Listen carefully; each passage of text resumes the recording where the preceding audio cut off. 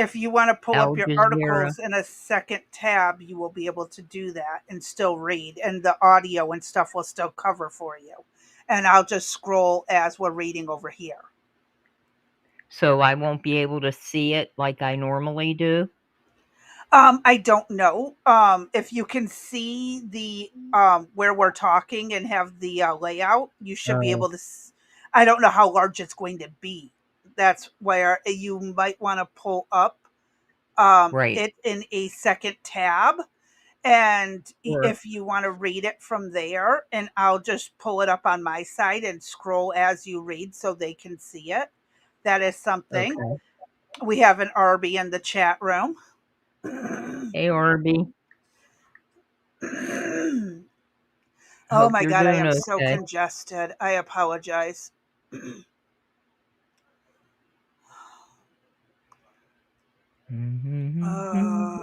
There we are.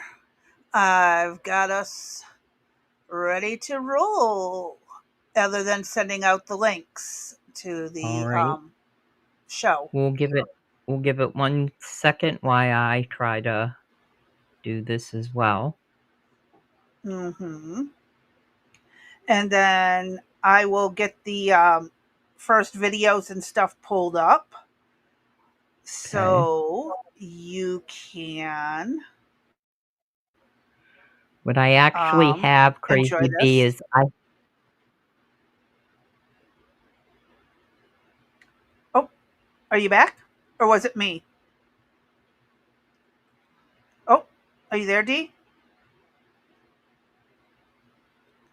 Are you there now? Oh, bugger. I think I'm going to have to leave. I think it was my end. I'll be right back.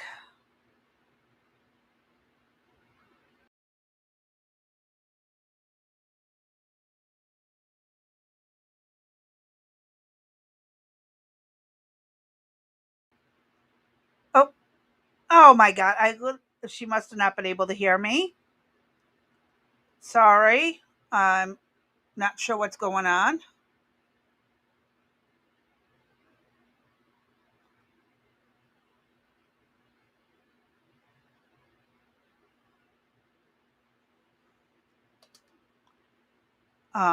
That's weird.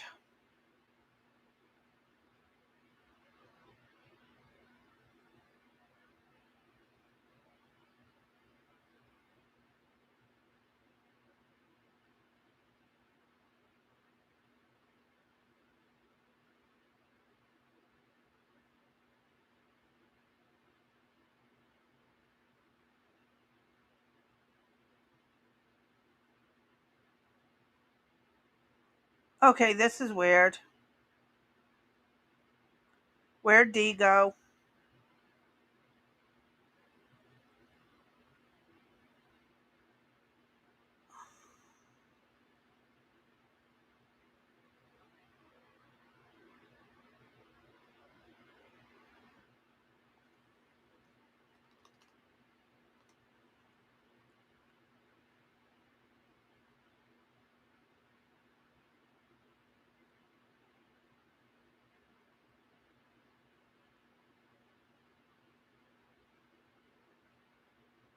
Um, Dee, are you back? No, she's not. Hold on. Yeah, I don't know where she is. It might be there. She was on her computer, so it might be just a little bit of a glitch moment. Hold on, I just got a DM. Oh nope, not D. Okay. Um, I'm sure she'll be in a minute. I apologize, folks.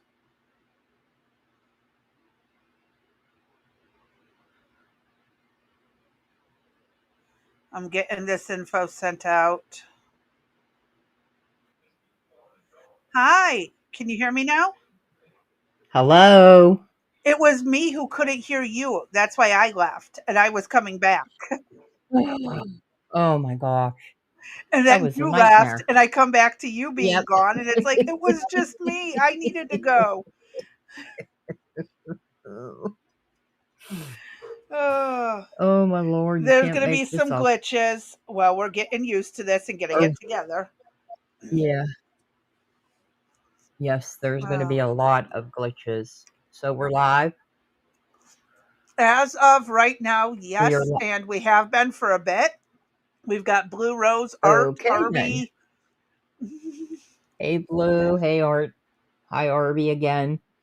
Alright, today is Thursday, October the 2nd at 7:12 PM Eastern Standard Time, and this is Miss D experiencing technical difficulties as she gets all of her laptop, hub, new keyboard, new mouse, trying to get the old television to be a monitor, but I need the clicker to make that work. So we spent the afternoon, and the new microphone's up and running. Yep. So I did all of that after the baby left, and we spent him and I the entire day. Don't tell anybody from 10:30 to almost after 3 o'clock sleeping. The two of Good for us you. Get on that the nap couch, in. passed out. He had gotten shots yesterday, so he wasn't feeling too well. Gave him a little bit of Tylenol. He had apples and granola for breakfast, a bottle, and my man was out. I don't blame So, him. yeah. So we got a new keyboard that's finally, I got for old people, the large keys with a backlight to it so that you can actually Yep.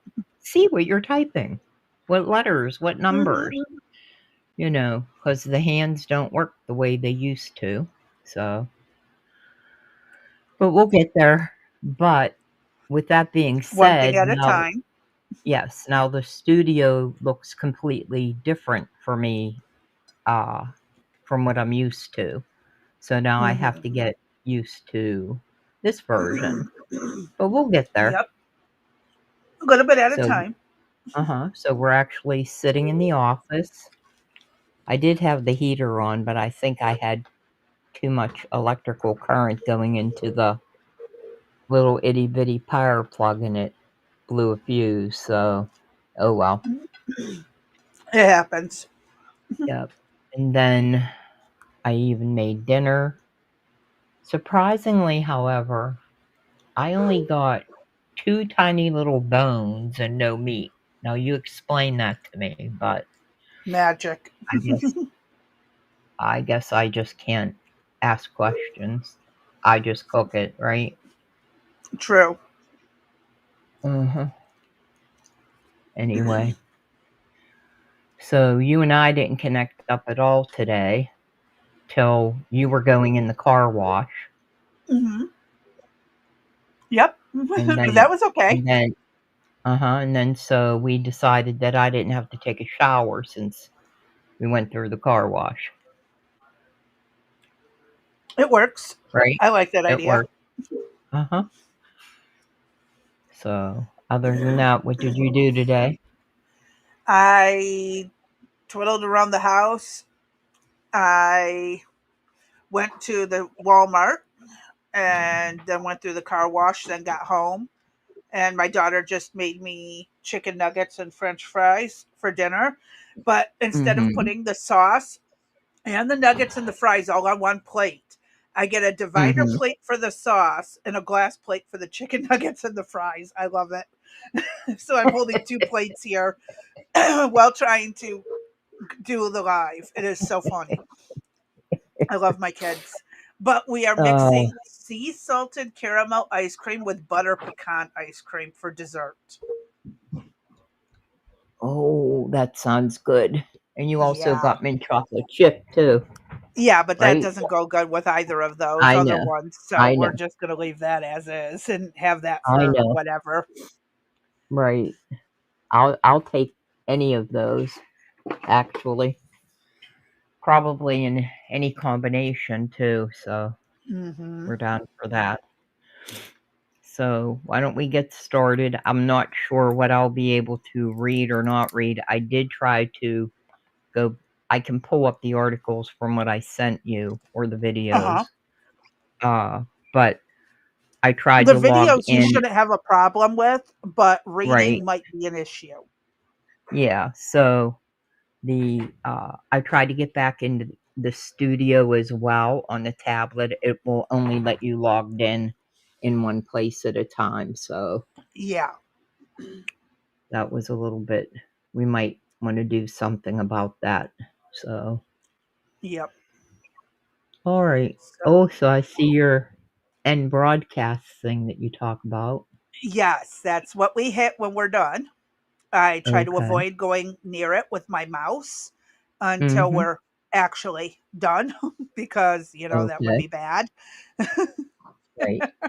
So then the comments that are in the chat, I just have to click on that area, right? If So you we have want like, to pin a comment, all you got to do is click on it. So go ahead and click on a comment, okay, and hold you'll get on. to pin your first comment in here. Well, the problem is trying to get to the comment. It it's zoomed in so big, crazy B. It's going to be a problem. We'll get that fixed later. Yeah, that's going to be a little bit of an issue. Hold on, I don't know if this makes a difference. Because hold on, I might kick us out completely. Please bear with us. Today is probably messed up whatever day. Okay, that Thursday. didn't do any. Yeah, that didn't do anything. Mamiya. Nope, not a thing. Alrighty then. Well, Is we'll just yours go touch back. screen? Because if it's touch screen, you can just tap. No, I can't remember if it was touch screen or no, not. it's not. No. But the mouse and the keyboard are definitely a whole Okay. lot better than the damn cursor movie if you doodle. If I take my side off All of right. studio, if I take my side off of studio mode, does that mess up your side? Yes, it does. Okay, then I guess I won't do that. Yeah.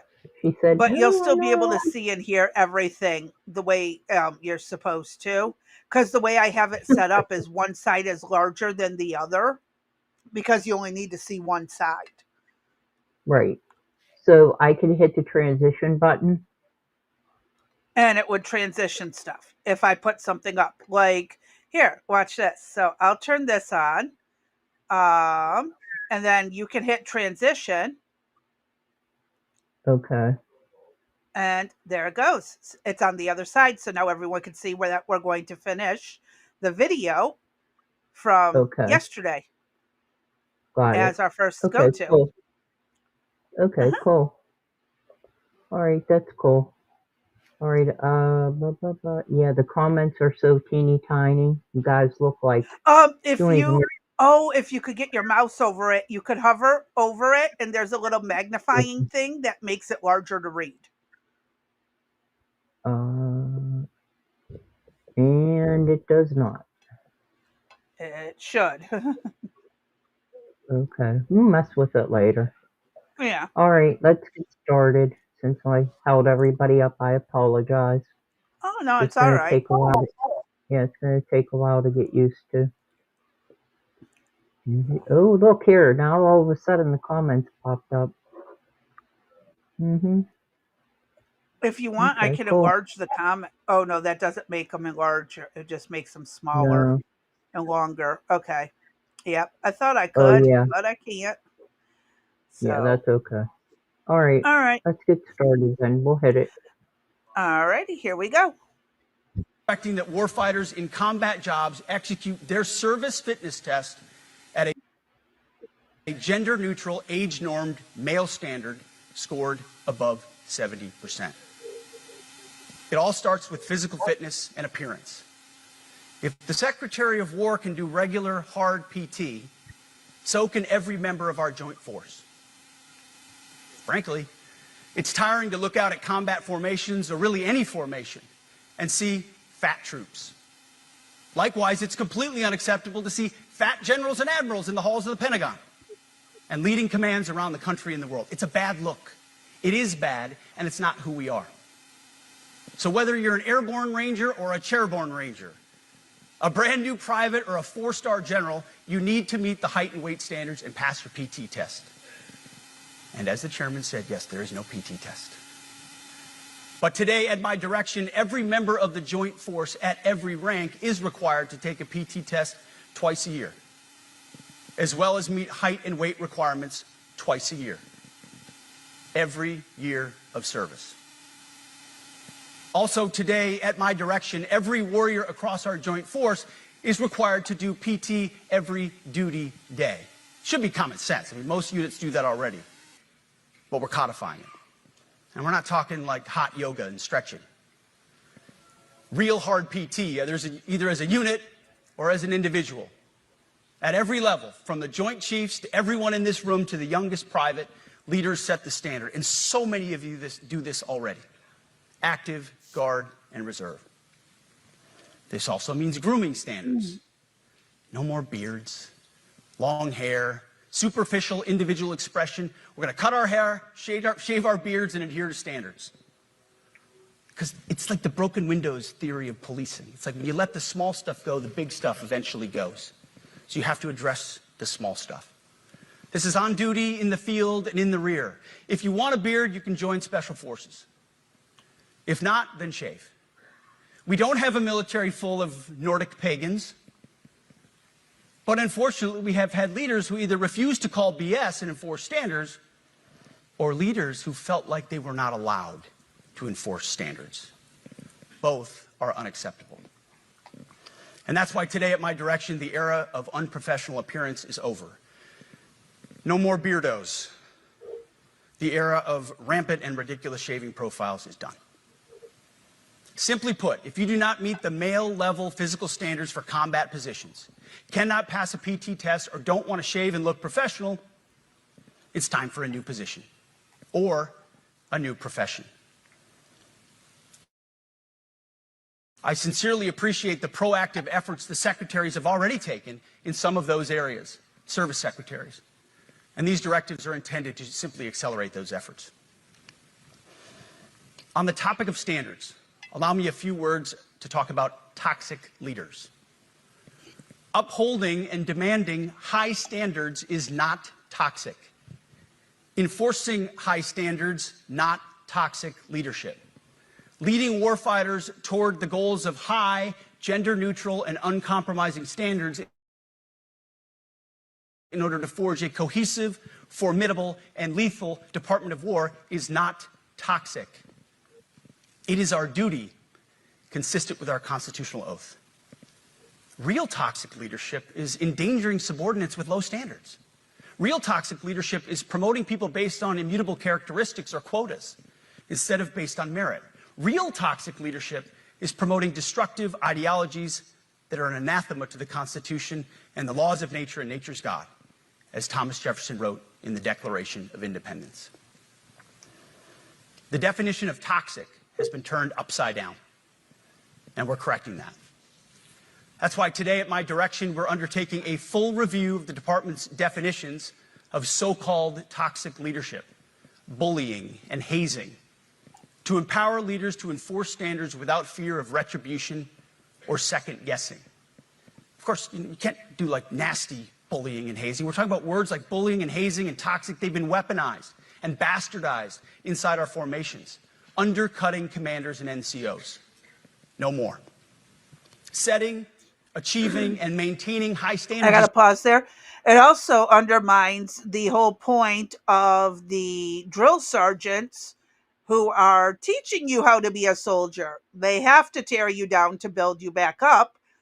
And so, yeah,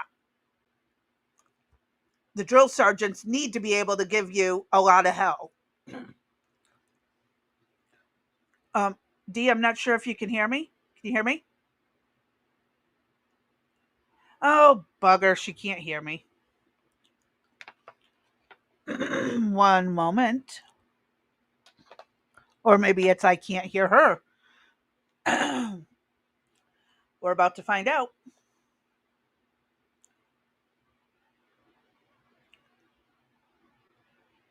Yeah, there's a difference between hazing and doing what a drill sergeant's supposed to do of tear you down to build you back up. There is a difference. Hazing is what idiots do in college. Hi Dee, can you hear me now? Yes, can you hear me? Yes. Okay. Yeah, there's a difference. I was explaining the drill sergeants aren't hazing. And if people are hazing, then there's a serious problem. But to tear people down to build them up is kind of a requirement in order to make a decent, self assured, self confident soldier who's not constantly second guessing himself. And isn't that what boot camp is for? Yeah, but drill sergeants weren't allowed to name call and stuff anymore. Right. They cut most of that out. It's like, well, how are they supposed to do their jobs? I mean, they were called bullies and hazing. And again, there is such a thing as hazing. I'm not even going to deny that. Um, they can get worse with time. Yeah, I know. But there has to be a degree of, you got to toughen up. You can't come in and cry over words and be a soldier being interrogated because you got captured and just sit there and bawl over words. I mean, they got to break you down and build you back somehow. It's like, this isn't kindergarten, it's the military. Quit being a whiny bitch. Yep. I don't think Gomer Pyle, did he ever make it? I'm sorry. Did Gomer Pyle ever make it? I believe, no, I don't think so. I don't think so either. I think he ended himself, if I remember correctly. That's fun. If you don't know the movie reference, um, yeah, go watch the movies. We'll put it up in the Discord. I don't want to get in trouble for referencing something that may or may not get us kicked off of YouTube. There. Well, I'm talking about Gomer Pyle USC from way back in the 40s and 50s, and Sergeant Payne. Okay, maybe I am mixing movies then. This was a Movies and series. shows. This was a Oh, series. okay, no, I was thinking Full Metal Jacket, that one dude I, that was kind of gumpy right. and took himself Yeah. out. I Yes, must I have know what been, you mean. Right. yeah. So then I got them mixed up. My bad. No problem. I'm just saying. I wonder if Gomer Pyle US. I think he was. Was he in the Marines? I can't remember what service he was in, but for some reason he could never make it. Oh, oh, oh! Almost done. Almost. I'm not saying bring back torturing the new cadets. I am not saying to bring that back. But there has to be a degree of Well, tearing there has to down be to build up. discipline, and yeah, there has to be discipline and real. But it has to be strict standards on it. You can't just let it be free reign. Right. Like, and again, that was part of the problem with the military back in the day, is it was really bad and they cut back on it, but then it cut back so far it became kindergarten. Oh, did that hurt your feelings? Right. And Stuff. meanwhile, you're going to be captured and tortured or worse, or They'll just spill right yeah. away. Uh-huh. It's a security risk. Right. Oh, you want And the so you want the codes, you want the maps, you want what our plan is. Here you go. just don't say something mean to me. Yeah. Yes. Please be nice. And again, I get the standards were changed, but down to the fact that they couldn't even verbally tear them down was overboard. You have to be careful what you say, because if you misgender the person in the military, it got really out of control, is what I heard last. It was really out of control. It went way too far in the opposite direction. And like I Yep. said, I don't agree with brutally torturing cadets. I do not agree with it. That those I well, standards had to have been changed. Those were way overboard. But I, you can't coddle your soldiers either when it comes to words. Like, seriously. You can't. I mean, I words are the see. least violent option they have. I think that they should do those. What was the survival series that was on TV that they put you with no clothes in the middle of some That desert that was jungle? so staged. When the cameras weren't rolling, they I did know, have warm clothing on. I know. That doesn't even count. But they need to have some serious training in, for example, what do you do when And you if go to the I desert? remember correctly, the military does do that. Yeah, what do you do if you're in a desert situation? What do you do if you're in a cold climate situation versus a jungle? All Yeah, this training each needs to be no, they conducted. do have training where they dump I them in the desert or in the woods or in that. Yeah, they do. right, That is something that is done. They are given bare minimum supplies for like 2 days, and they got to figure out how to go from there. right. I don't think that's unreasonable. That's something that's been being done for a while. I mean, they did that back when, um, for certain branches, especially in the areas they were likely to be stationed, they would do that. Right. In World War II, they were doing that. My grandfather had to go through similar. Yeah, that's something that's definitely been done. The survival training. So, all right. Art says, yeah, but it sounds like Hegseth wants the old standards. Um, Art says that's called Ranger School. Oh, well, I know other people, other branches have done it. The SEALs have done it. And depending on your um, MOS, they might do it as well. I'd have to look into it, but Art says that it sounds like Hexess wants the old standard, which is not isn't the best plan either. Yeah, there's such a thing as common ground, middle ground. In the middle, you don't got to go to an extreme one way or the other, and that's where I think they should land. And I hope he doesn't do anything stupid.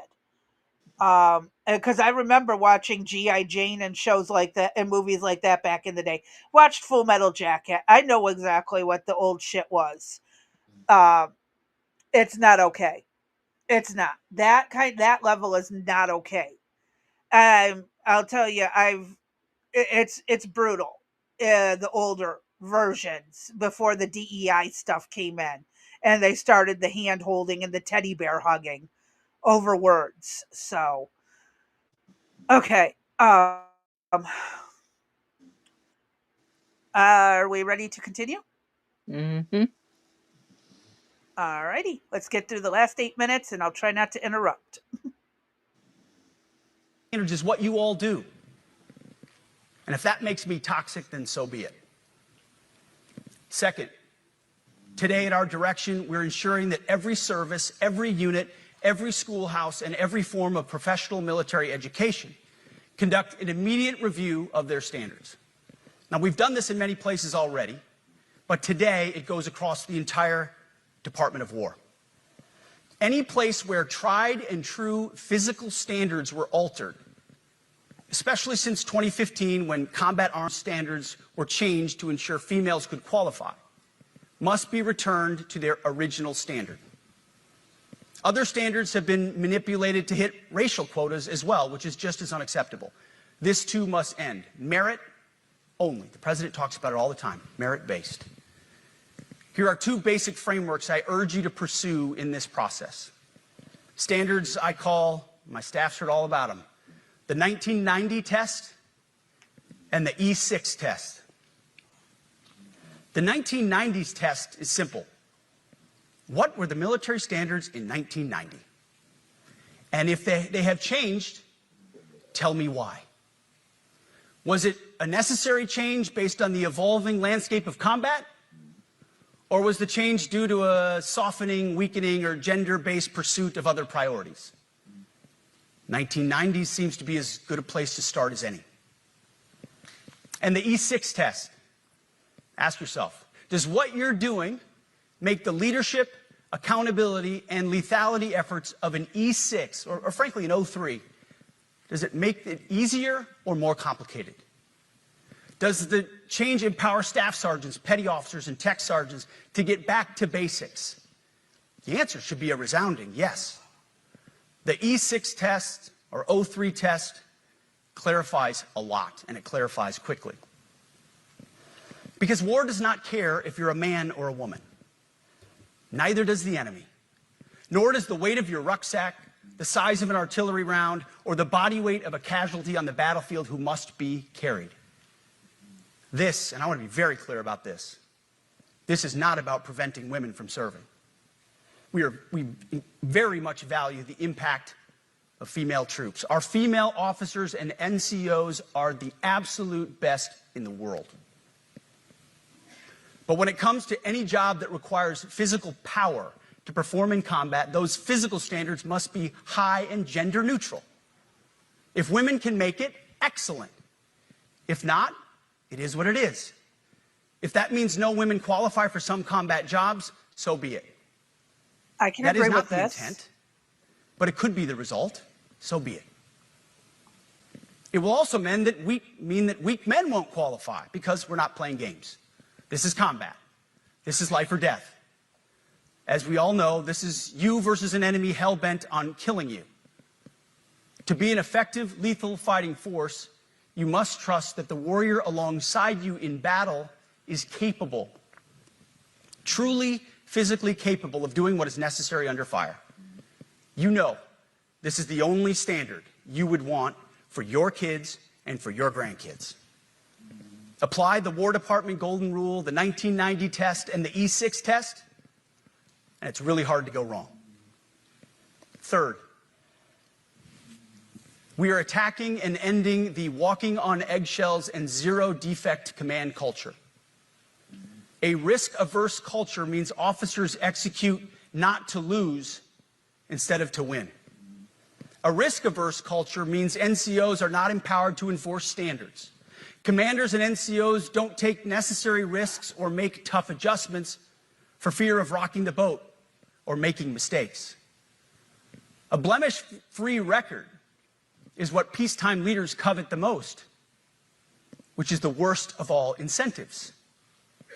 We, as senior leaders, need to end the poisonous culture of risk aversion and empower our NCOs at all levels to enforce standards. Truth be told, for the most part, we don't need... Yeah, I want to know what he means by enforced standards. So kind of like what Art was saying. There isn't really a middle ground in the military. They always love extremes, but I want to know. Well, Go ahead, sorry. Yeah, and depending on what it is, I will tell you from a HR perspective, you do not want to hire somebody that has that perfect, unblemished resume.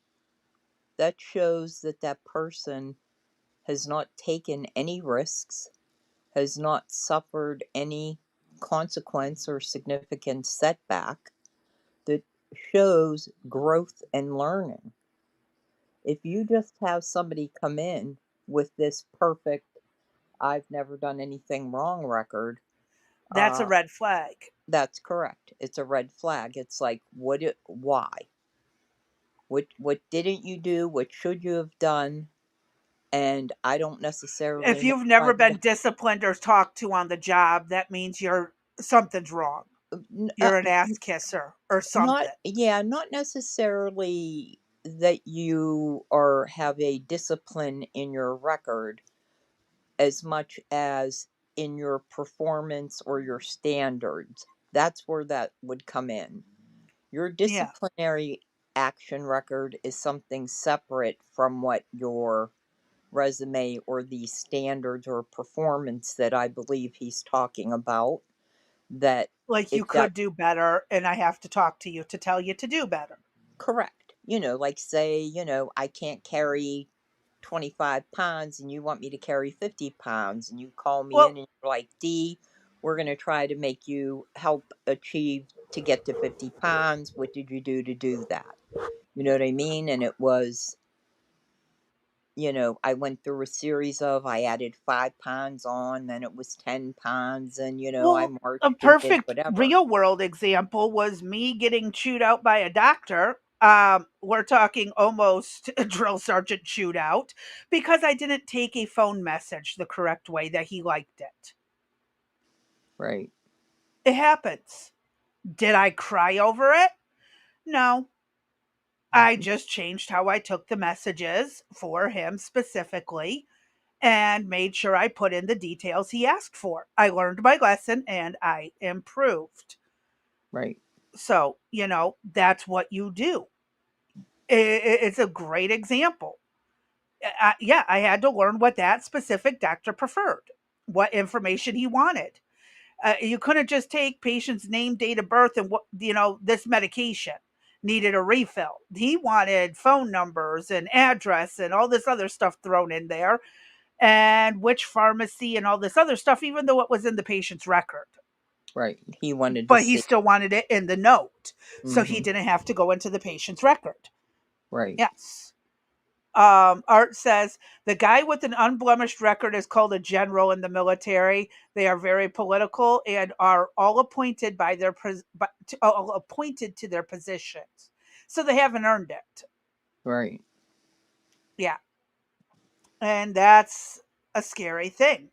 I mean, I If would you've hope that never you would. suffered consequences and you're now heading an entire division of the military, uh-uh. I don't know if I'd like that.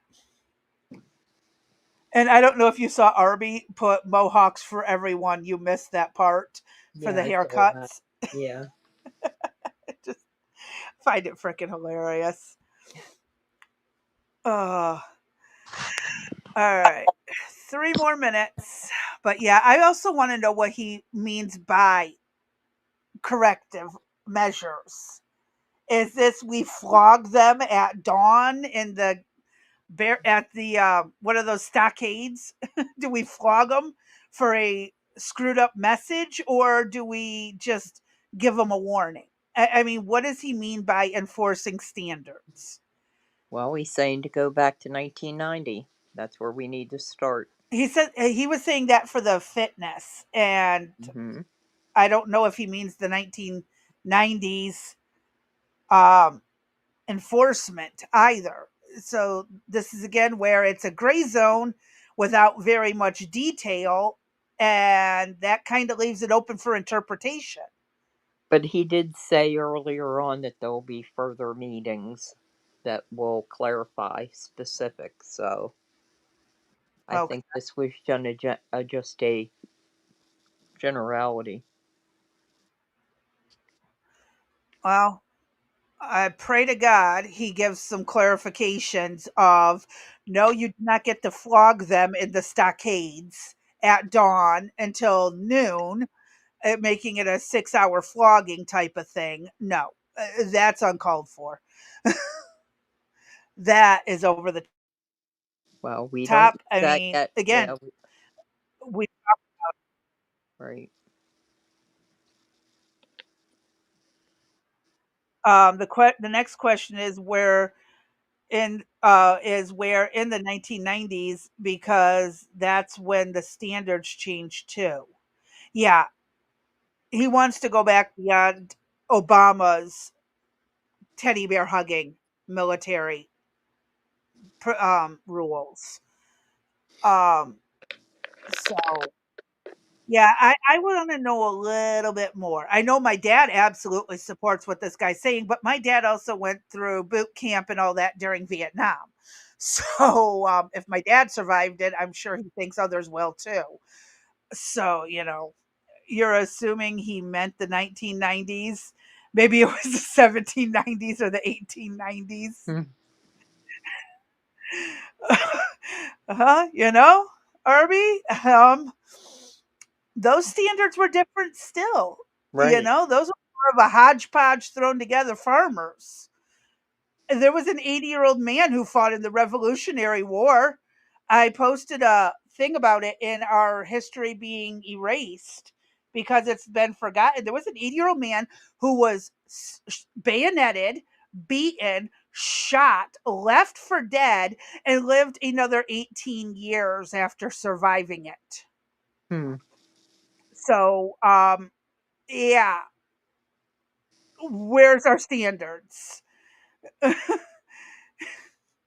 So, all right, let me hit play because I want to get us through the list we have going. So, but yeah, I do want to know what he means by enforcement. So, let's see if he says. Probably not. Need new standards. We just need to reestablish a culture where enforcing standards is possible. And that's why today, at my direction, I'm issuing new policies that will overhaul the IG, EO, and MEO processes. I call it the No More Walking on Eggshells policy. We are liberating commanders and NCOs. We are liberating you. We are overhauling an inspector general process, the IG, that has been weaponized, putting complainers, ideologues, and poor performers in the driver's seat. We're doing the same with the equal opportunity and military equal opportunity policies, the EO and MEO at our department. No more frivolous complaints, no more anonymous complaints, no more repeat complainants, I no have more an issue smearing with reputation. anonymous complaints. Um, that can get people killed. Sometimes putting a name on it if it gets leaked out, especially in certain circumstances. They want the problem fixed without being known that they're the one who said it needs to be fixed. You have I don't like that he's taking away the anonymity of a complaint, especially if it's a serious complaint and it's been investigated and found to be factual. I don't Um, think he's going to minimize. I think what he's saying is that they're not going to be frivolous ones, are not going to be brought to the forefront, is how I'm taking it. but he also said no anonymous complaints. Well, I I roll by two factions on that. I've been on both sides of the fence of that, and I kind of agree with him in that if you have in place excellent HR or military resources to back you, you should be able to go in person. Other people have gotten into serious trouble by anonymous complaints being filed that are not true. Well, that's why it would have to be investigated. And if it is found true, Well, that usually means then that whoever brings the case is involved somehow. So usually it's people, a victim. If it's some kind of excessive force or an abuse or an assault, then they should have the right to say, hey, I want this fixed without it bouncing back on me and me getting beat up or killed for it. so you're saying that they bring that forward and they're going to get killed in the military. It could happen. It's not unheard of. Getting their asses beat for reporting something and they get beat to death, it has happened. Well, I don't disagree with them. I think if you're going to say it, put your name to it. That's what Art's saying Otherwise, too. He agrees with you. yeah, If you're otherwise, going to complain, you might as well have to disclose who you are because you will have to if they choose to go after that guy. right. And if there's some type of litigation, you will be involved. If they were going to kick the guy out of the military or whatever, you will be involved in some type of court action. So you never, whenever you try to, whenever you think you're going to be anonymous in turning in a complaint, you never truly are. You will always be involved in it somehow, some way. There's got to be a way to protect the person, though. Mm. That's my thing. I mean, Do if you know how something, many women if have some, never come forward with assault claims out of fear of retaliation in the military? I know yeah, and I'm two. sure there are men too, and see, you just proved my point, and we've had this discussion before. Because of the There, fear of retribution then they from these shouldn't, people. right? Then And they shouldn't be there. Women should not be in the military. Then but again, you're letting someone do something horrific, and the higher ups aren't really going to do anything about it except then talk you're to making them. an assumption. Or, You're making assumptions. well, that's what I was told. That's what their excuse was. Yeah, you're making That's assumptions what they on told. that. No, it's what they said, that they went, why they didn't report it as retaliation, and nothing was probably going to get done. Yeah, They and that's just an assumption on their part. They did nothing about it. They made the decision not to push it forward.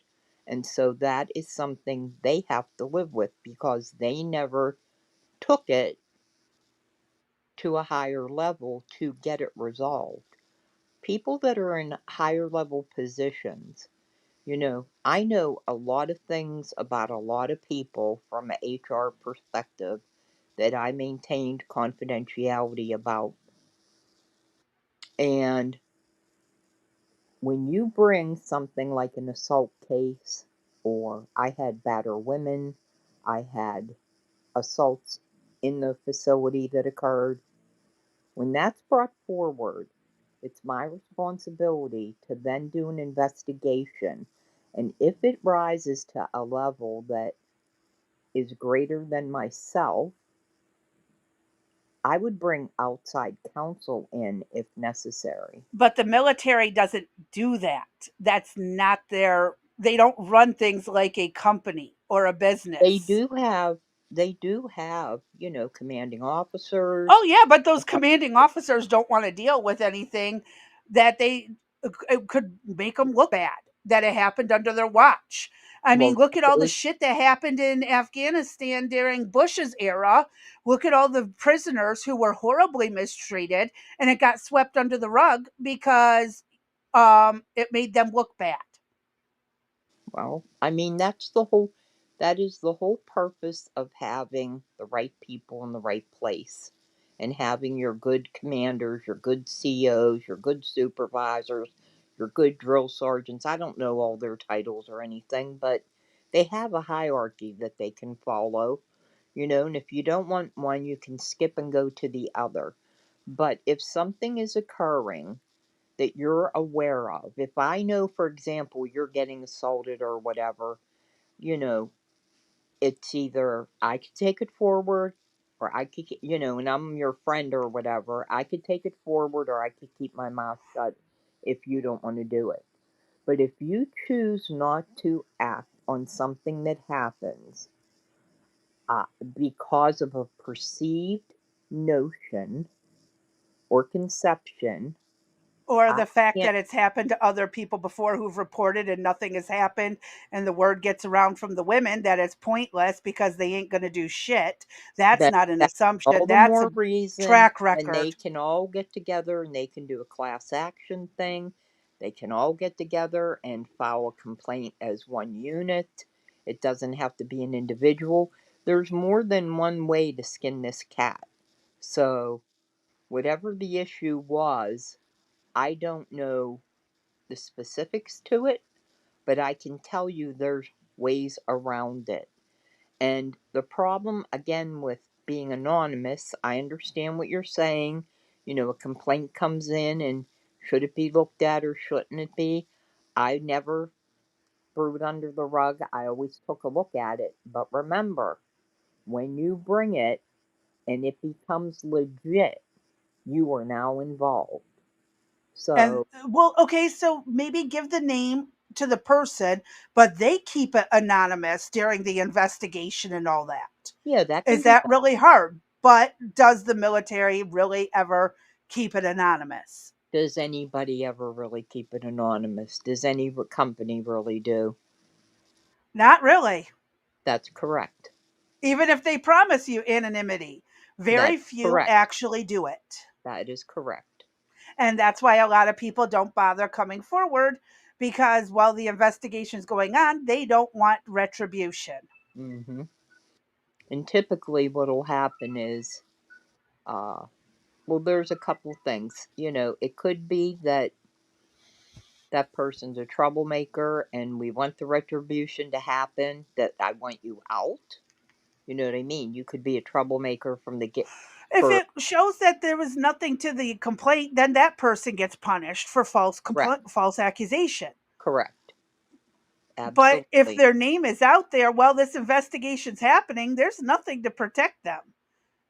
No, there's supposed to be safeguards in place, but I can't make promises for any of it. There are no guarantees in any of this. Well, Art said that they could send the person complaining to another command post pending the outcome, But but that usually, doesn't stop what no. happened in the first place. And usually, what happens in those particular cases is if I pick art up from my unit and I move them to your unit for, say, 10 days or a month or whatever, everybody knows something is up because I moved art from D to B, right? Yeah. So you typically just want to leave things in place unless they're Well, so that's why he said pending the outcome. yeah, unless they're so egregious that they have to be moved, right, for safety reasons. But other than that, you know, an investigation is normally conducted, and most people don't even know what the heck is going on, really. And Art has another good point. All complaints are handled within your chain of command. So if the in the military, so if the perpetrator is so the perpetrator is going to find out if they're in the chain anyway. Yeah. So there So is if no it's anonymity in right, that point.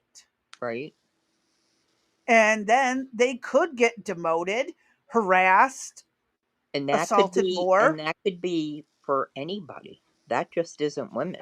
That's any male. That's any man that's in there as well.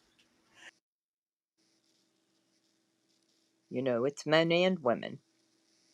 Once you once once a company or the military or whatever identifies you as a problem or complainant or whatever, Or they label usually, you as a problem for pointing out the problem, and you get punished for complaining, and then you to just keep your mouth shut.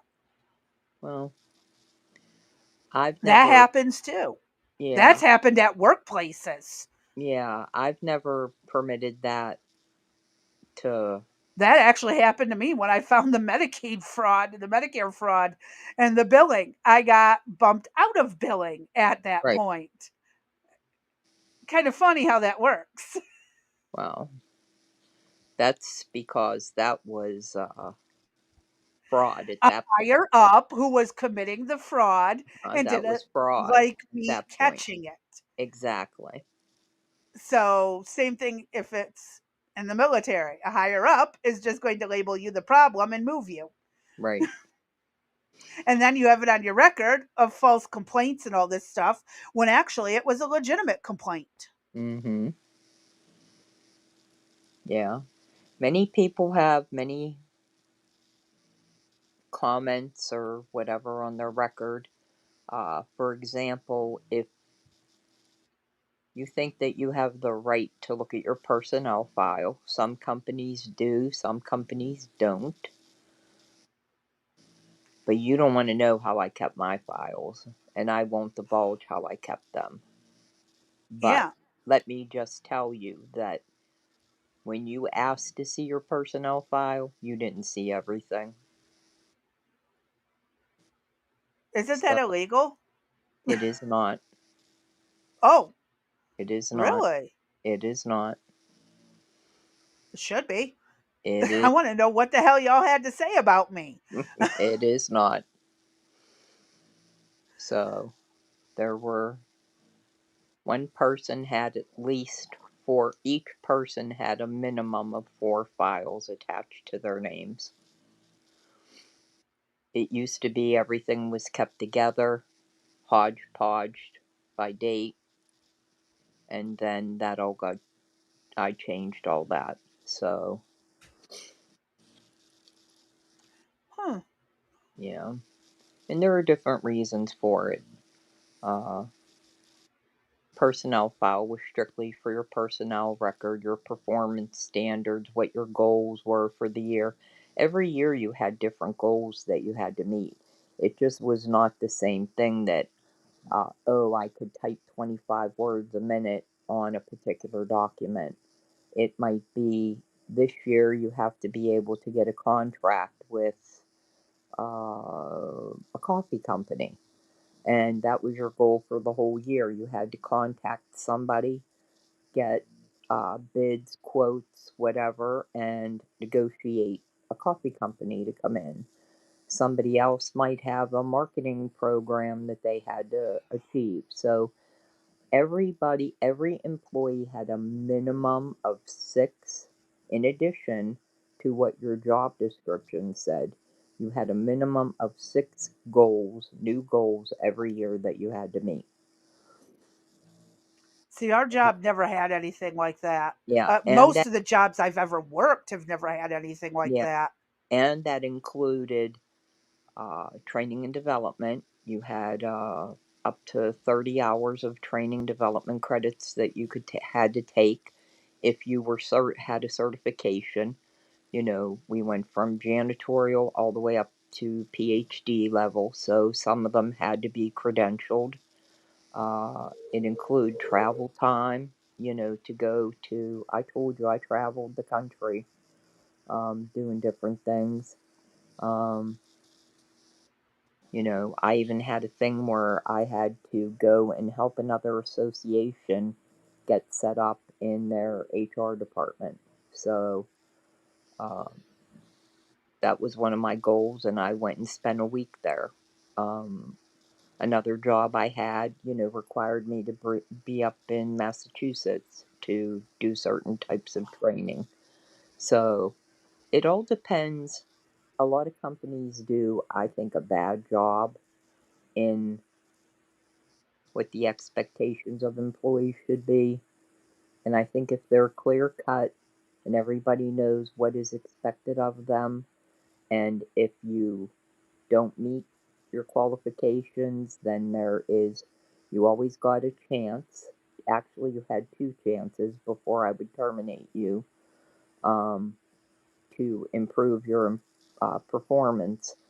And if that didn't work out, then it was goodbye. But Yeah. you know, it would be nice. I would hope that the military, you know, based on what I've seen and who I know that's been in it. Uh, my uncle was in the Air Force. A friend is in the Navy. I know they have pretty strict standards as far as the chain of command goes. Like you can't skip one to go to the other. So you know, with the assault cases, It's not like skipping the HR and going straight to right, the district manager. right. And I mean, well, you can do it. I mean, you had the right to even go to the CEO if you wanted to, right? Yeah, but in the military, Yeah, no, you're you not got to going. go to the Yeah, you're not lowest going to get level paid head and hope tax. that they Yeah, do what you need. yeah. But I would hope. And what happens then when things aren't meant at the military? Then you get the leaks to the media and to the press, and that's where that stuff comes in. When things don't get accomplished the way somebody wants them to, then you know, here's a And case. that's dangerous in itself as well. Exactly. Exactly. That's scary as all hell. And that's where the military is completely different. It's not like if you leak on a CEO's company that what's been going on, where with the military, yeah, that's Mm-hmm. dangerous to do. Mm-hmm. Well, even the CEOs are dangerous. Look at the CEO of the drug company that got shot. I Uh, know. you know, so depending on uh, who it is and what you're doing, it's some of it is dangerous. You know, the military I think is probably more so, uh, especially for those you heard him say. If women can't meet the standard, they're out. Nothing against them. We've had this discussion before, but now he's also included and is referencing the men that aren't going to be able to meet the standard. And what is that going to mean, and how many of them is it going to affect? How many A cannot lot, fit? That's a what I'm. lot right Yeah, now that's what I'm. until they can get the farmer boys back coming Yeah, in. that's what I'm curious. And then what are they going to do with them? Just let them go, or? Oh yeah, if you don't meet standards, adios and good riddance. It was nice knowing you. Sorry, but you didn't meet the standards. Thank you for trying. Wow. That's what it was back when I was even looking into joining. Mm-hmm. If I would not have been able to keep up with the men, I would have been booted out. This Mm-hmm. is in 2000, 2001. Right. So, yeah, when I was looking into joining, that's exactly what would have happened if I couldn't keep up. Now I'm reading Art's question. Last his comment. Oh, here, Art. I, I'll pull it up so you can see it a no, little no. better. Yeah. I would have had to counsel you about picking your teeth with a knife uh in the workplace. That would have been a dangerous situation. So you would have been told at least go pick them in the bathroom with your knife. Then he says,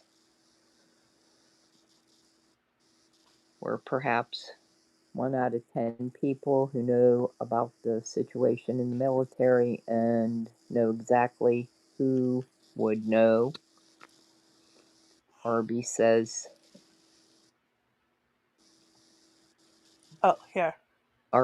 sounds to me like we should just replace the people with bots. They don't care about hair grooming standards. I think bots could have beards though, can't they? I mean, fake ones. Mm-hmm. And I think they're going for drones anyway, right? The drone situation? I'm not sure. Hmm. So our drones could have beards. But I think it's going to be an interesting switch up. And as Art mentioned, I really don't think there's a middle ground. I would hope that there's not this crazy hazing that goes on, but I do think it does. Hey, Vanilla. You don't try to Uh, interview as a lifeguard if you can't swim. hey, as long as you can throw the buoy out, yes, you can. Um, Uh, well, in my case, it was my asthma. And that was why I couldn't join the military. I wanted to join the army, but I needed too many controller medicines, and a fast acting and epinephrine. And back in that era, they were not going to accommodate getting me my meds I if I was yeah, out in the field. I told you I was So, all ready to go for the Navy, and then I watched that PBS thing, um, yeah, program where they showed boot camp. I don't think it was for the Navy, I think it was for the Army. But they said that all branches of the military had to go through this similar boot camp. And so yes. they're like going through la di da, and I'm like, yeah, could do that, could do that, could do that. And then they got to the room with the tear gas, and I was like, nope, nada, ain't doing it, couldn't do it, don't think I could pass it. People came out, they showed them throwing up and I carrying. would have done it just because I could say I did. uh, At least I tried. nope, But I'm a glutton for pain, so nope, I wasn't going to put myself through that. And so I didn't, and now I have regrets. Uh, and again, I don't think we do a good job in prepping or explaining to people processes that can, that go on with the military. See, when. my dad and my stepdad sat me down separately because my dad was Navy, my stepdad was Army, both Mhm. during Vietnam. And they forewarned me of what I would see out there in the war zones and what I would be going through and the risks I would be taking Right. in going into the military. And both supported me Mhm. in my choice to try. They both supported me because I went in knowing full well what the outcome could be. And it sucked, but I wanted to. Right. I just didn't even get a chance. Yeah. I didn't even get to try. I had a boss that was a medic and went and picked up bodies off of the battlefield in My Vietnam. ex sister in law was an army medic. Uh-huh. My uncle was in the Air Force, and he took supply. I think I told this story. He Hmm. took supplies over to Vietnam, and Um, obviously they didn't come back with the empty cargo, and they had bodies, and this killed me. Body parts that yeah, they there didn't were know no full bodies to bring back from exactly. Vietnam, and that's if they even found parts to send back. Exactly. And he suffered severe PTSD from that. Hmm. Uh, the nightmare of bringing the bodies back. Well, So, my dad has a version of, well, he has PTSD. He won't get help for it, but he was on the aircraft carriers and watched a couple idiots get sucked up into the jet engines because they oh my stood too God, close. with dumbasses. Well, it's traumatizing. And, again, that's part of, yeah, the next guy learns not to stand so close. Right, right. But it sucks. And it's still something you don't get over. It gets easier with time, but you don't get over it. Well, I think that's why the standards are so important that, one of the training modules would be you don't stand this Oh, close. I'm sure they were No, told that, I but there know, was but probably they, some miscommunication right, between the pilot and the right, flight crew, the flight deck crew, about when to turn on that frickin' thing and making sure everyone was cleared. exactly. There was definitely a someone missed a Miscommunication. step, Uh huh. and somebody probably got chewed for it. Oh, I But than you that, know, more than that. yeah. In my family, the men just said, "We paid our price of admission. Go do something else." Mom said, "Don't get into the family business, soldiering or politics." Hmm. Yep. A lot of my cousins were in the military, varying levels. My grandfather served in World War II. I've talked about it before many times. I just wanted to do my part. But Right. you know what? God didn't see fit, and the military didn't see fit. Or Mm, they weren't desperate enough for military members at the time that they would have gotten me my asthma meds and my epi right. just to make sure. Well, EJ's almost close to your age, and when he started junior high, when we moved out here, they never asked, what classes or anything that he wanted to be in. So he came home that first day, and here, the war was going on, and Hmm. they signed him up as soon as they saw him for ROTC, and I flipped. Oh my God, I pitched a I fit. wish my school had ROTC. I I would have totally gone. I wish he I wish I would have let him go. He wanted to be in the Air Force, but because of his vision, they said he couldn't be a pilot. So he was like, I didn't want to do it. But now he would tell you he wishes he would have gone through the program because there It was no, teaches you a lot and it yeah, builds your character and right. everything. There's And so much to learn. there's no commitment that you have to sign up to go. You know what I mean? You just go through the process. But if at the end, when you graduate, you don't want to sign up, you don't have to. But because the war was going on and it was going so bad, and I had a very close friend that I worked with, and her son was over there, He had actually worked for our company for a little bit, and he was in Desert Storm, Yep. and he came home twice and told us the horrific stories about being out in the desert. I was like, no frickin' way. Yeah. And it was so, I've had a lot of friends who yeah, served, yep, classmates who served. I babysat for a guy. I babysat his twin daughters, and this was right after 9/11, and he got deployed, mm-hmm, and he did not come back. His name popped shit, up on the screen. aw, That's how I found out. Friends who didn't come back. I had a friend who was a paratrooper that I went to school with, hmm, and it's just like, it happens. You We grew up we grew up in generations where you watched to see, again, we're looking at Vietnam era right, people, World War II era people. World War II, you didn't find out till sometimes months later when exact, they could get the messages back stateside to correct, give to the family. correct, And then there were some people who had no clue until months after the war ended, and they started doing head counts of right, who all came back. And it's like, well, shit. We don't know where these people are.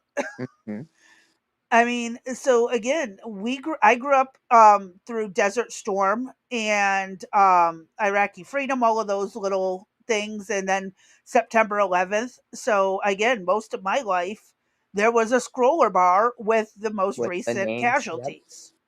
Now that kid that I told you that was over in Desert Storm, he had started working. I had run this summer program where we utilized kids aged 14 and above to work for us in the summertime. I called Hmm. it slave labor wages, and I got work accomplished, right? So Yeah. he's this young kid, 15 years old. He graduates, he goes over, he comes back. He's about almost his birthday at 19. He comes back to the office. We have a cake for him and everything, and we had sent him a uh like gift box. Um, it's not called a gift box. You know what I'm trying to A say. care package. Thank you, a care package. We'd send him a care package. And, all the women got together and we put stuff in this care package. And he came to me and he's like, Dee, he's like, I don't want you guys to get upset or anything. He goes, the care package was really nice, but it really's for a child. He's like, the gummy bears were cute and all that. He goes, but here's what we really need. And he gave me a list. And one of the Yep. big things was socks and Yep. underwear and, a whole litany, Deodorant. deodorant and wipes, you know. Um, so the next time we got the box right. Those are gold in a care package. Exactly. But here, I mean, this was literally, we sent this child, right? He's a child. He leaves us at 18. He goes over to war, legit war, in a tank, military tank, in the desert, and Uh he huh. comes back a man. And we're Yes. still thinking of him as this 18-year-old child. It was a You'll huge. always know a veteran, especially a young one, because they come back and they get right into a career usually. They're Mhm, not immature out partying like how the frat right, boys the same age are partying. right. You'll know the difference of maturity from someone who's It was seen it. the world Mhm, for what it is, right. It not was the delusional travel package right. brochures that the Yeah, rest of us get. yeah. It was truly an eye opener on what exactly happens. Hmm. It, and I think for me that was the biggest reason that I didn't let I didn't want to see EJ get killed. You know what I mean? I knew he would. I knew what his skills were, and I could see him being out on the front line, or I could see him being some type of sniper, or I envisioned all these things for him, and then I just saw death and was like, I can't do this. It's not for you to technically have a say over. It's But more he could, for what he would have wanted. right? But he He's an could, adult. He could have if he's enlisted if he wanted right to. at 18, he could have. While Heck, he my dad was enlisted, and his father said, if you enlist, when you come back, your stuff's going to be up on the port out in the front yard. And sure as shit, his stuff was in the front yard. He oh got god, kicked out. He was living in a vehicle, working the grocery job he worked before he left for the Navy, but had a completely different outlook on the world. And he worked at that grocery job until he had enough money and found a better job and worked his way up until he got to the career job he wanted in the factories of ODID grinding, tool and die, lathe right? work. That was my Now, dad.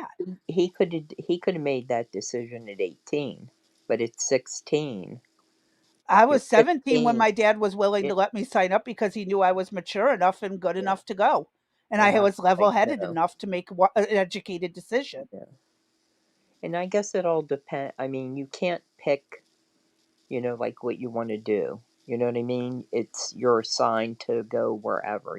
My brother was, You have a degree of say in it. You do yeah, have a degree of say. well, my brother served in the Air Force, but he was stationed in Germany, guarding military bases. Was And that during Vietnam? no, no, uh, What war was that? uh, I'm trying to think. I don't think anything was going on, to be honest with you. When did he go? Hold on a Because sec. Germany's a major landing spot for a lot of new recruits, Yeah. newcomers for the Army, Air Force, and Oh, I gotta I think think even the about Marines that. get dumped there. I'm trying to think if he stayed home for a while. I gotta dwell on that one, to be honest with you. Yeah, I can see it's him because in, again, yeah. peacetime is different than wartime. And Oh, yes, you can exactly. sometimes get to pick your MOS. You Yep. have a say in it, but then you're stuck wherever they send you after that. You don't get to often pick, or you can have a say, but it doesn't mean you're going to get it. Right. And you sure don't get to go to boot camp in the state you live in. That's a mandatory. There you go. Basic training and stuff is always done elsewhere. Right. Art says one of my friends had Fort Leavenworth, Kansas penciled in on his list of selections. He never quite knew how to take that. My grandfather was at Fort Riley. That's Hmm. interesting. He did his basic at Fort Riley. Hmm. All right. Why don't we finish this up? Oh, yeah, 2 more minutes and then we can jump into the rebuttals to what he had to say. Those are fun. Mm-hmm. Reputations, no more endless waiting, no more legal limbo, no more sidetracking careers, no more walking on eggshells. Of Repeating course, them. being a racist has been illegal in our formation since 1948. The same goes for That's right, it sexual is. harassment. Sorry, Art. Both are wrong and illegal. Those kinds of infractions will be ruthlessly enforced. But telling someone to shave or get a haircut or to get in shape or to fix their uniform or to show up on time or to work hard, that's exactly the kind of discrimination we want. We are not civilians. You are not civilians. You are set apart for a distinct purpose. So we, as a department, need to stop acting and thinking like civilians and get back to basics and put the power back in the hands of commanders and NCOs. Commanders and NCOs who make life and death decisions. Commanders and NCOs who enforce standards and ensure readiness. Commanders and NCOs who, in this War Department, have to look in the mirror and have to pass the golden rule test. My kids, your kids, America's sons and daughters. So I urge you all here today and those watching, take this guidance and run with it. The core of this speech is the 10 directives we're announcing today. They were written for you, for Army leadership, for Navy leadership, for Marine Corps leadership, for Air Force leadership, Space Force leadership. These directives are designed to take the monkey off your back and put you, the leadership, back in the driver's seat. Move out with urgency because we have your back. I have your back. And the Commander-in-Chief has your back. I have to, like I said, I like some of the stuff he's saying. Some of it, I would like more clarification. And in general, I think, there's got to be some changes, but we also need to keep them in check. That's where I stand on all of this. Like everything else, everything in moderation. But like Art points out, and I've seen it myself with my family, the military is not about moderations usually. Correct. And God, they love making new tech. Yep. It's so fun. Yeah, I don't think the military moderation is the military's Expertise. yeah, I think they're a little bit different. All right. Well, if anyone, a prime example, if anyone has ever watched The Fat Electrician, the time America went proportional response on, I believe it was Iraq or Iran during the Reagan administration. Oh, yeah. America doesn't believe in moderation, especially when you touch our boats. Maybe you could find that and we'll look at it. I'll drop it over on the server for anyone who hasn't seen it. I love The Fat Electrician. He does military history in ways that will make you laugh your ass off. No matter how serious the story, you will laugh. All right. So Crazy Bee will put that up in the Discord if you haven't done so already.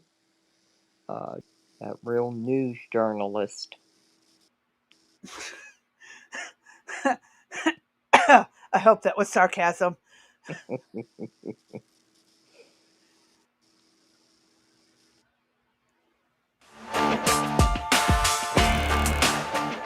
Indeed. Oops. It was right there. When President Sorry, Trump announced his Liberation Day for America's trade policy.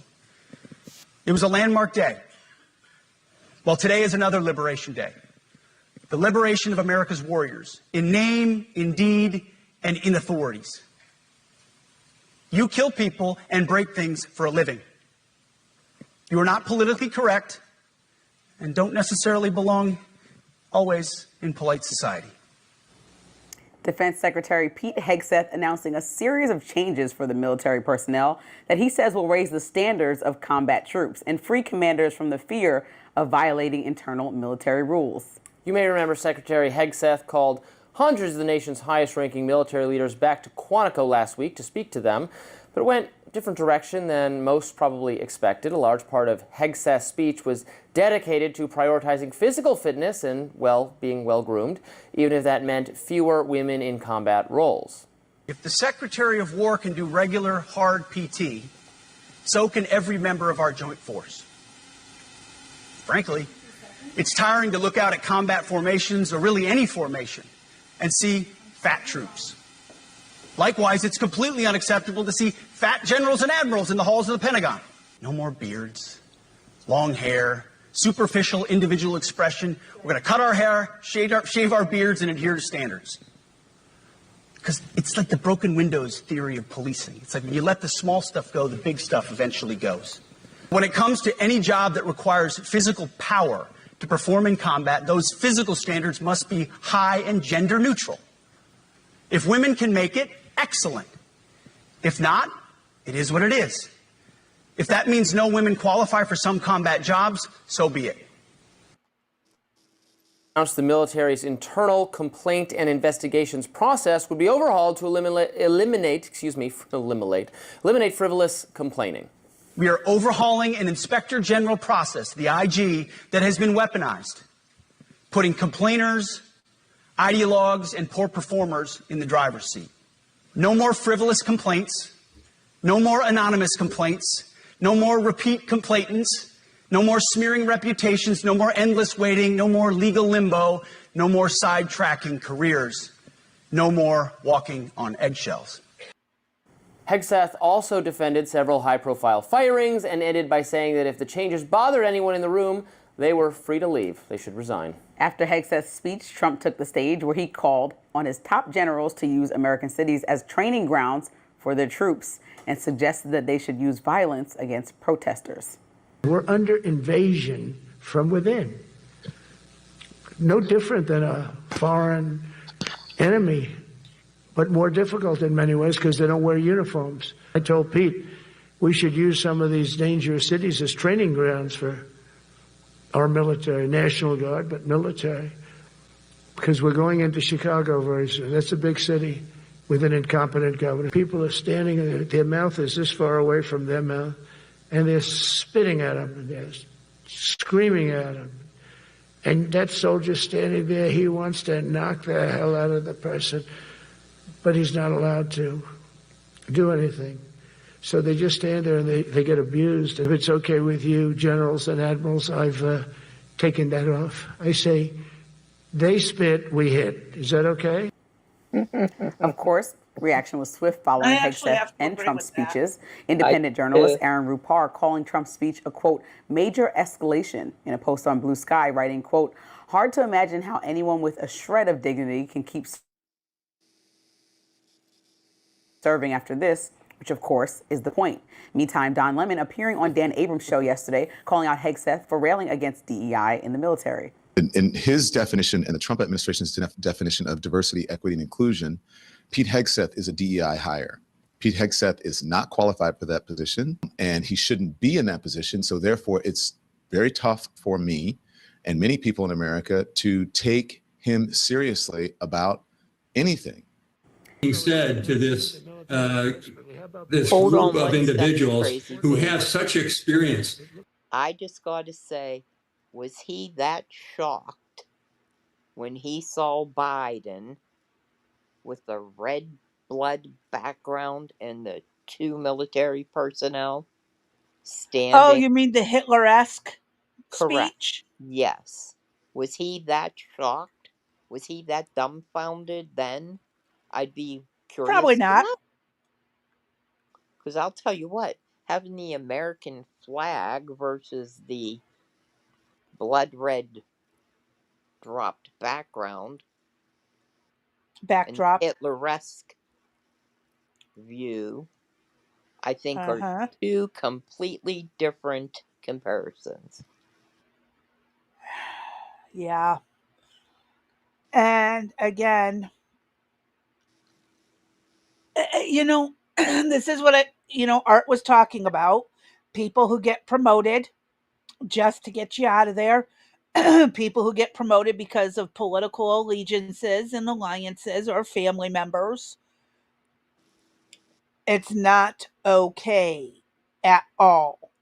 And Nope. it's always been a problem. It really has. If you have a family that was in the military, you had some better perks sometimes. If you had a family member who was a governor, then yeah, there's going to be a difference when you're ordered to be there.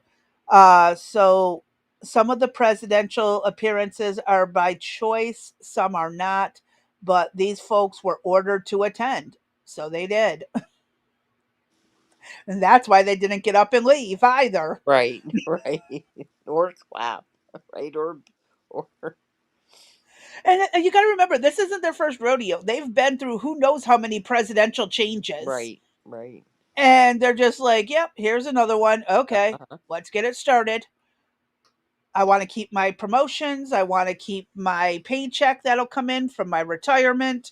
You know, that's all this is. This is job security. Cooperating and not making waves is basically the job security in the military. Right. So, again, it sucks.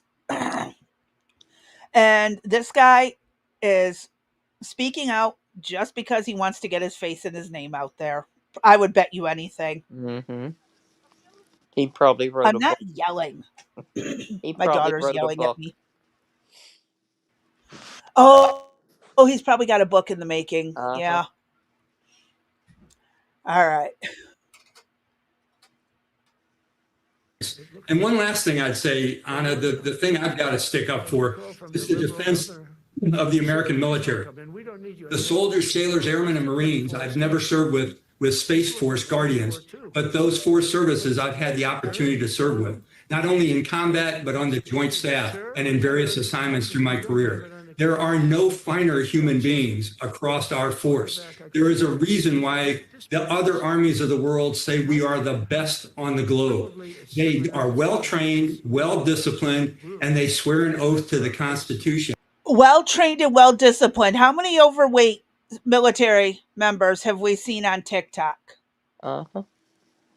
and YouTube Shorts? How many can't carry 50 pounds or 100 pounds or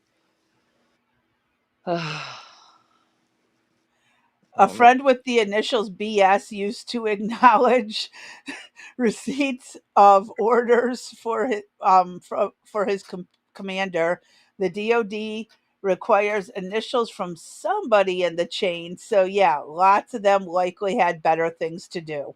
Yep. Uh,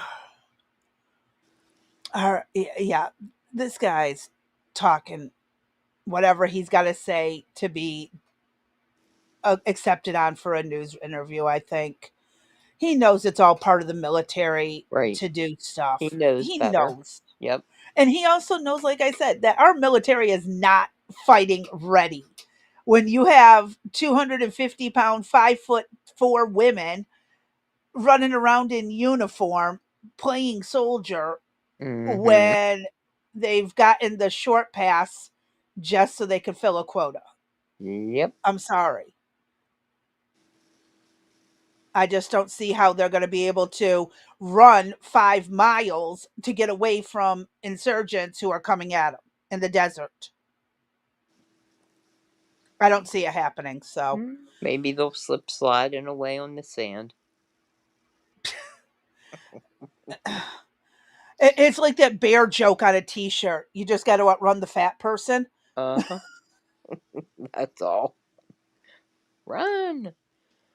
I mean, is that why they have fat people in the military to hold off the bad guys while the rest escape to fight another day? Maybe. Is Maybe. it a new You, tactic? yeah, you stay back, right? Oh my god, I'm sorry. I shouldn't be making jokes like that, but it's the only thing I can come up with to explain why they have people not in fighting ready Condition. form. Right. So, all right. Constitution. Oops. And I just really find it offensive that anyone is insulting them and claiming that it's their promotions and their advancement through the services are a result of policies or wokeness or DEI, because that's just not true. But it is true. It It has is. been for Those decades, And how long it generations. right, and how long has he been retired? That he perhaps doesn't know what the new policies and procedures are. How long has Oh, he he's probably kept up with it. He's I probably know, but still in the loop. but being there and being in the loop are two, that's two different things. If he's retired, he may hear talk, but he's not. Once you're gone, you're gone. Once the door hits you in the ass, you're out. You might think you'd like to be kept in, but there's stuff that goes on you don't know about that isn't discussed, that people don't talk about. I mean, how long's he been out? He That's a good probably does. question. You know what I mean? He probably doesn't know that they had to hire the 5'4", 250-pound woman to meet a quota. Maybe, Uh-huh. maybe not. He doesn't. He doesn't. He perhaps doesn't see what the orders are that comes down and says you need to bring this into your unit. You're going to get the transit. You're going to get the man in the dress. It's your turn. Uh-huh. Sorry, right? I don't know what he sees. or how long, like I said, but The way I see it, he sits there and says, "Oh, all these generals and all these people got their promotions legitimately." uh-huh. Bullshit. Yep. So Yeah, yeah. political, whatever you want it. Some are Well, and that's what political. Hegseth is changing. He wants it to Right. be merit based. Correct.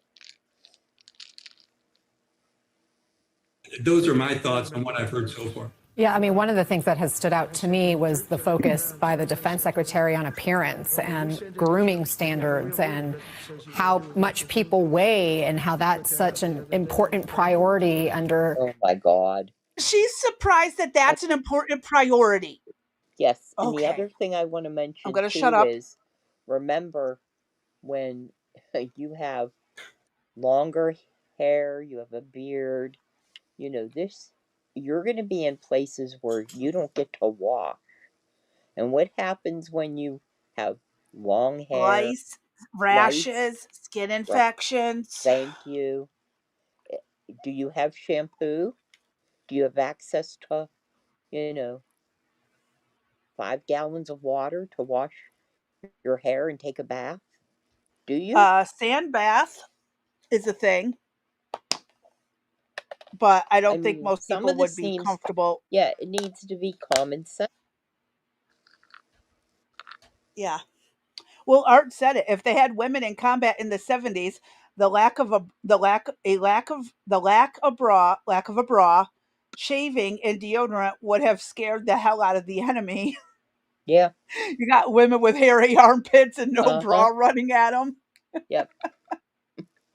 Yeah. And it'd be That might have been medic. a good tactic. Ooh, there Yeah. was that Oops. story over in the Philippines. The American military created a fake vampire thing, like so, dead combatants that they had killed. They would make it look like they'd been bit by a vampire and hang them up to drain them from their blood and leave the bodies to be found to scare the hell out of people. Oh, And they also had like these ghost audio tracks they would play yeah. um to scare combatants, And I'm hostile sure it did combatants. for some people that really believed that stuff. And the Everybody, superstitious, yeah. I yep. mean, my thing would be is just, show me a bug, and I would be like, here you go. Here's where here's where we're located. Anything you want, just get the bug away. Yep. Art says anything above a colonel is appointed position. So yeah, if Obama or Otto Penn liked your politics, you got You got promoted. promoted. There you go. I like that Otto Penn. Auto pen. Auto pen did it. Auto did it. All right, let's get through the last couple moments. His leadership.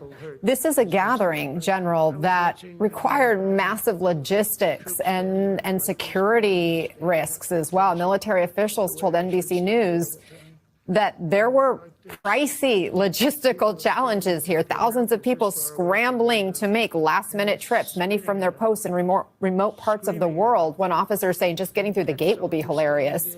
I mean, the costs are one thing, but what about the risks? And based on what we've heard, what's your assessment on whether this event was worth the risk? Well, there's been a lot of people making a big issue of the targeting of this facility, given that all of the military commanders, as well as the secretary and probably many of his officials and the president and many of his officials. You can make an argument for the fiscal cost and the requirements for everybody to get there and get into a hotel and a rental car to get to Quantico. But I think the costs are greater from the standpoint of what the world is seeing and why this event is taking place.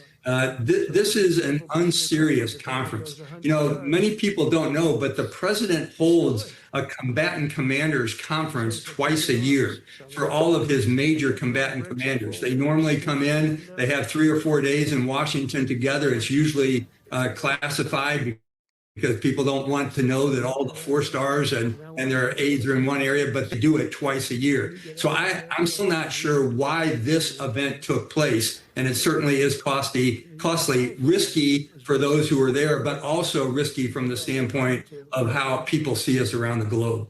Well, the Lieutenant fact General that Mark he Hertling, doesn't always good know, to have you with us. It's good to see you. Thank Go ahead. the fact that he doesn't know why should tell you everything. It's as bad as the previous guests. He does not Yep. know why, but yet they're giving him a platform to discuss it, and he has no idea what he's talking about.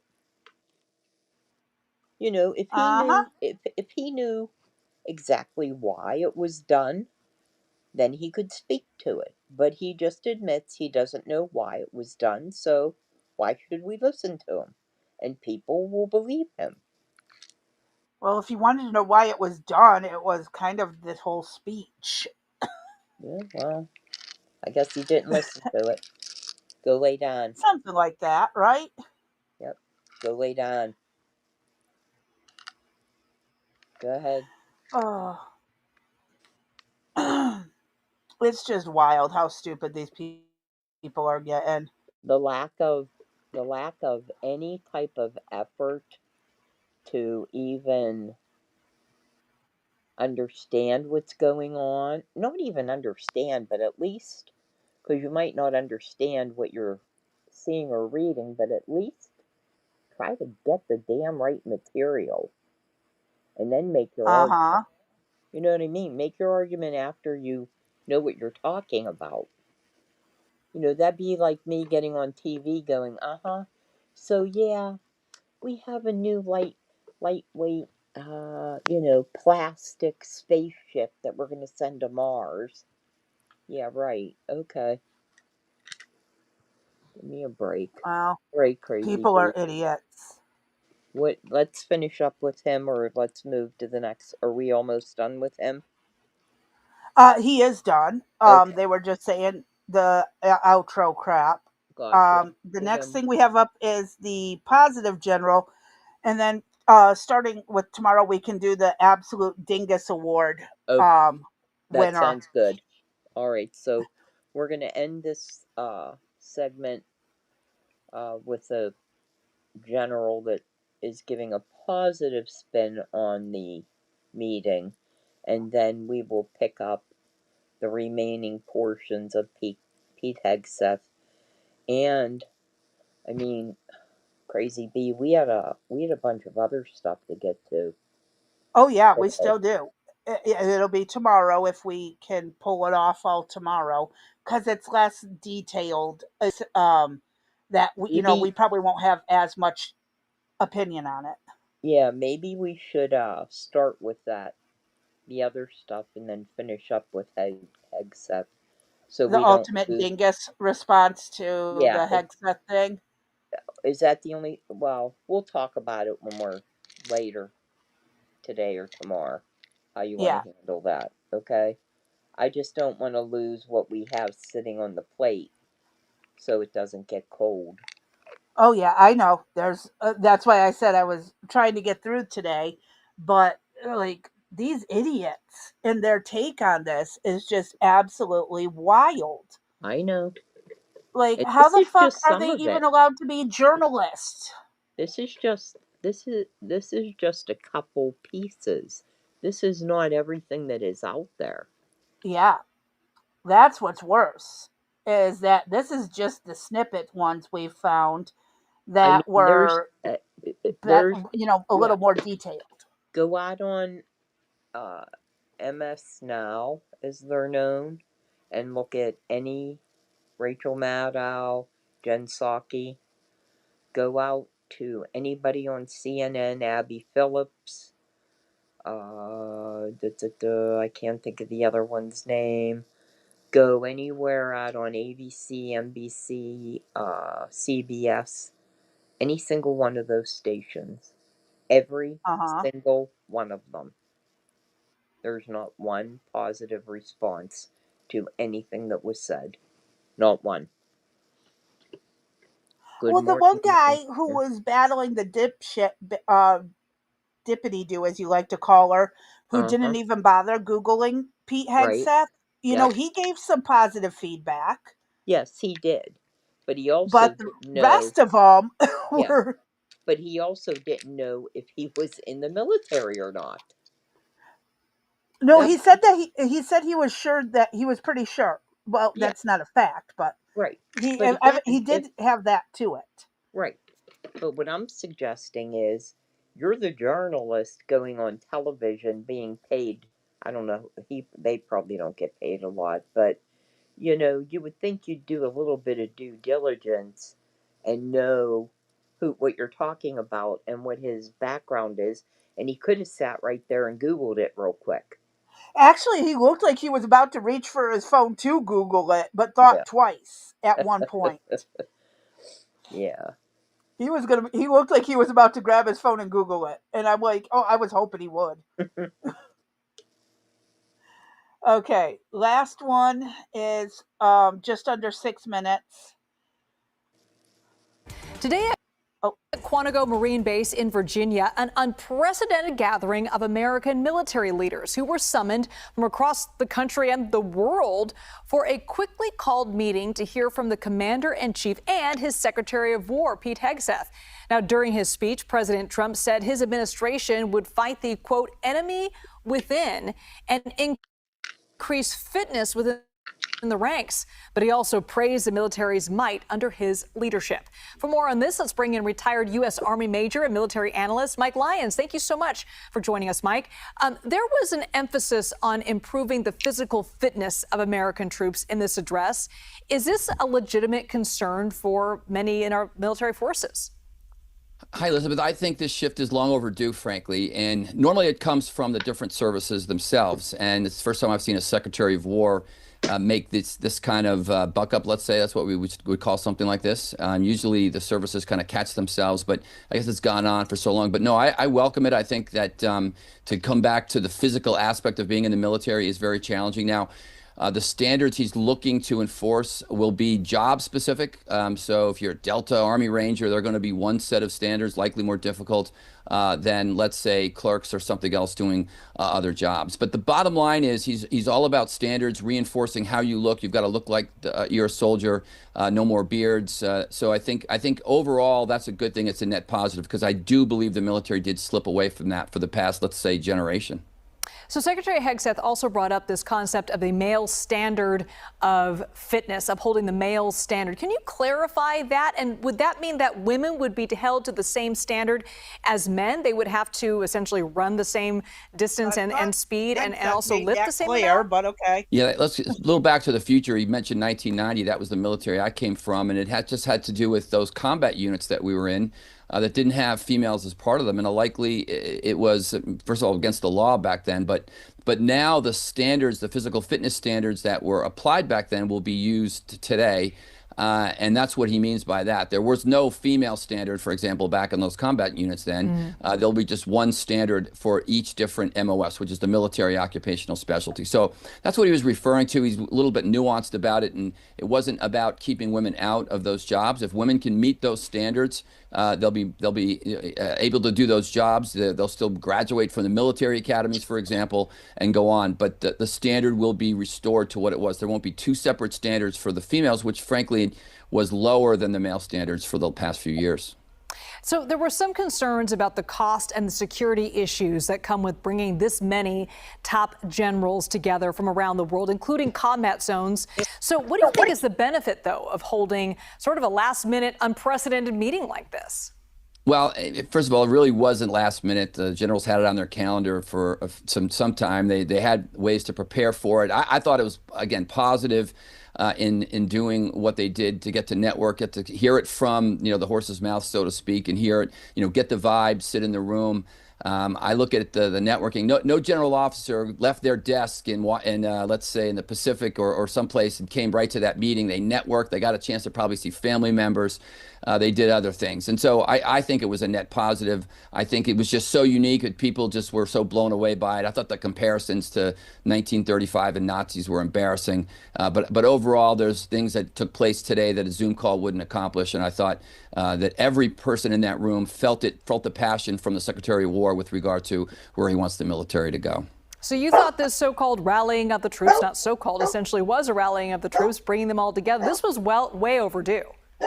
I think so, and something that, again, was so unique. It happens at the division level and the corps level. It happens lower when some of those general officers, when they took over their commands, they likely called their leadership together. So it's just never happened at the very top level as we saw it. Ignore the things about security concerns. No one was launching a rocket into that facility or anything like that. That was not going to happen. There was no issue there. The military moves all the time, but it happens at the lower level. What he pulled off was interesting, unique. Maybe we won't see again for a while, but the kind of cultural change that he wants to make, I think, required the kind of meeting that they had. So what's the reaction that you've heard from the military community so far that came out of this meeting? A lot of people didn't know what to expect. Some people thought it could have been a mass firing. Right. Yeah. If he had made them sign oaths to the president, then sure, I'd be the first to tell you that that was not the intent of this meeting. But I could tell you this. I heard someone ask a general officer a question. So what do you think of what's going on with the Trump administration right now? And the general officer gave a very direct answer. He said, my job is not to understand how orders are and what I think about them. My job is to execute legal orders. And I think that's what every general officer is doing right now. They got clear intent from this administration with regard to what they want, what they want accomplished. I see that. I work on a military base, so I see that every day, trying to meet the intent of what the commander wants to do. So they're not looking to make past judgment on what's going on. If that order is legal, they're executing civilian control of the military. This is exactly how our Constitution has it, and that's the position that we're in right now. So I think, again, overall, professional salute if that order is legal and they go on. Okay. Out of everything that I've heard, I have to say I like that the best. He at least came at it from a positive outlook, Well, but he also is maybe trying to get his name out there like the other guy. that's true, but what I'm suggesting is he said their job is not to do the questioning, but to fulfill what the legal order, as long as it is a legal order, your job is to execute that order. Yeah. Right? You're not And to that's again question where it. half the problem was with the Civil War with Abraham Lincoln ordering the United States military to fire on the Fort Sumter.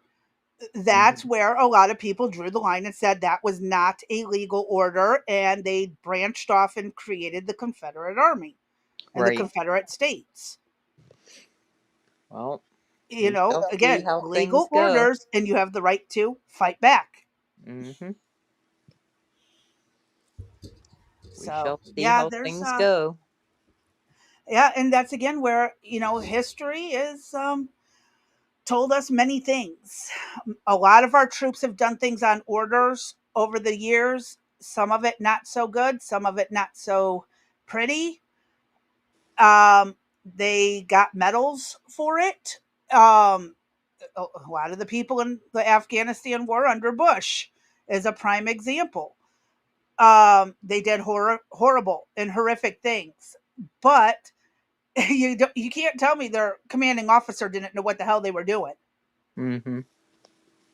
If that commanding officer didn't know what was going on, something ain't right. Well, And you got to question if he's fit for his position. correct. So, yeah, you got to wonder a lot of this. And of course, they throw them under the bus.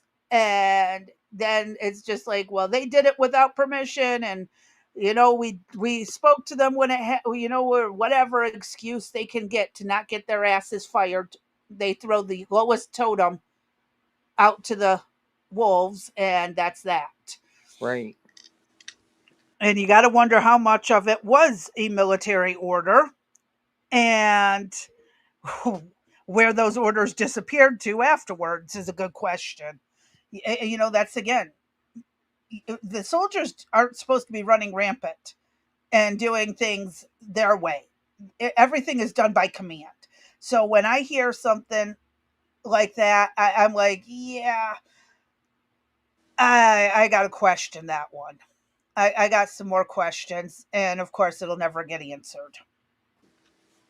Well, we'll see if we come up with any answers by tomorrow.